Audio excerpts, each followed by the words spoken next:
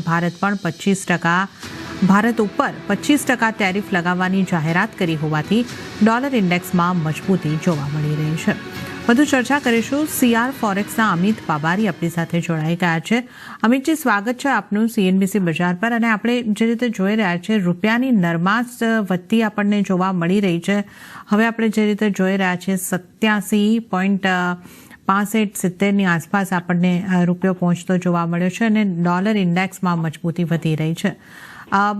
સાની impact આજે આપણે જોઈ રહ્યા છે, અને આગળ કરન્સીની ચાલ તમે કેવી રીતે જોઈ રહ્યા છો? કારણ કે આ ટેરિફનો જે ભારત પર આપણે જે રીતે ઉલ્લેખ કર્યો, 25% ટેરિફ અને ફેડ, આ બંને વસ્તુઓને આપણે રિએક્શન આજે આપી રહ્યા છે.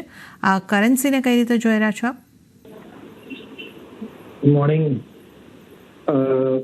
રૂપિયાનું વ્યૂ ની પહેલા એક વસ્તુ કહેવા માંગુ છું કે હિન્દી મૂવીનો ડાયલોગ હતો કે જો ડર ગયા વો મર ગયા.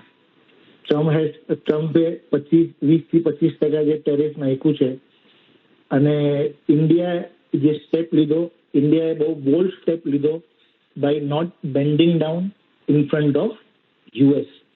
ઇન્ડિયાએ પોતાના સિટીઝન્સને, પોતાના નેશન વાઇડ કન્ટ્રીમેનને પ્રોટેક્ટ કરવા માટે ટ્રમ્પના ટેરિફની સામે ના જોઈતું. That's a bold step. ટેરિફની સામે જે કન્ટ્રી જોઈતા, એક્ઝામ્પલ નંબર 1 જાપાન. જાપાનની હેબિટ છે from last 70 to 80 years always bending in front of US. 1985માં એ લોકોએ પોતાના પ્લાઝા એકોર્ડ માટે પોતાની કરન્સીને ચેન્જ કર્યું અને પોતે 20 વર્ષ માટે રિસેશનમાં વયા ગયા. યુરોપ અને South Korea are dependent on US military support. એટલા માટે એ લોકોએ બી ટેરિફ માટે હા પાડી દીધી. India taken a very bold step saying you want to put tariff, you can put tariff, we will support our countrymen. હવે રૂપિયાના વ્યૂમાં આવીએ. રૂપિયાનો જે મૂવ છે 87.5નો, એના બે રીઝન છે. એક, ડોલર ઇન્ડેક્સ બી સ્ટ્રોંગ થયું અને ટેરિફના ટેન્શનના વજહથી રૂપિયો વીક થયો.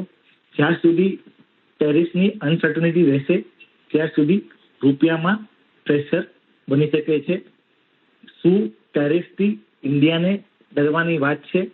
ઇન્ડિયાનું જે એક્સપોર્ટ છે GDPની અંદરમાં, એનું કન્ટ્રીબ્યુશન 20% છે, અને India GDP contribution from US export is close to 2%. મામૂલી એક્સપોઝર જે છે, આપણે US ઉપર ડિપેન્ડન્ટ છીએ.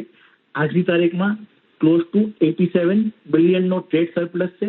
અગર એ 30-40 બિલિયન ઓછું બી થઈ જાય છે તો કાંઈ ડરવાની વાત નથી. Short term pain we have to take for protecting long term view. In the near term રૂપિયાની વાત કરીએ તો 87.20 ઇઝ અ સ્ટ્રોંગ સપોર્ટ. જ્યાં સુધી 87.20ની નીચે બંધ ના થાય ત્યાં સુધી આપણે એમ નથી કહી શકતા કે રૂપિયામાં ટ્રેન્ડ રિવર્સલ થયો છે. એની ડિપ્સ ટુ બી બોટ. ઇમ્પોર્ટર્સને પોતાનું નિયર ટર્મ ઇમ્પોર્ટ કવર કરવું જોઈએ. એક્સપોર્ટરને 87-20નું સ્ટોપ લોસ રાખીને વેઇટ કરવું જોઈએ. ઓકે, તો આ રૂપિયાની પણ આપણે વાત કરી, અને જે રીતે અમિતજીએ સરસ ઉદાહરણ આપીને સમજાવ્યું, જો ડર ગયા વો મર ગયા. તો ભારતનું એક બોલ્ડ સ્ટેપ અહીંયા આગળથી આપણે જોઈ રહ્યા છે, અને ભારતે યુએસના આ ડરની સામે ઝૂક્યું નથી. અમિતજી, ખૂબ ખૂબ આભાર અમારી સાથે જોડાવા બદલ અને આ ચર્ચા